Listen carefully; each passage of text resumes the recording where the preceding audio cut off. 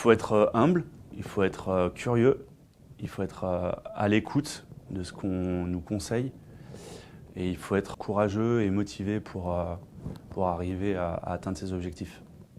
Pour pouvoir vraiment s'épanouir en étant commercial au bloc, ayez de l'écoute. C'est plus important que la parole, vraiment de l'empathie et de l'écoute. Ensuite, si vous êtes organisé, que vous aimez le contact avec les gens, avec les clients, ce poste il est fait pour vous.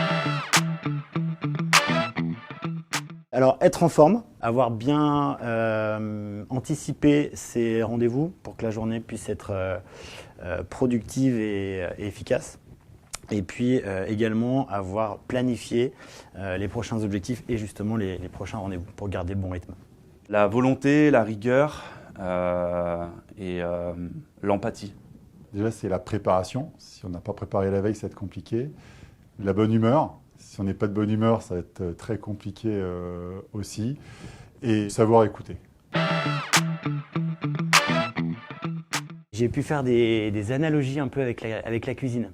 Parce que je trouve qu'il y a des similitudes entre les recettes d'un chef et les techniques opératoires d'un chirurgien, dans le matériel qu'on va utiliser.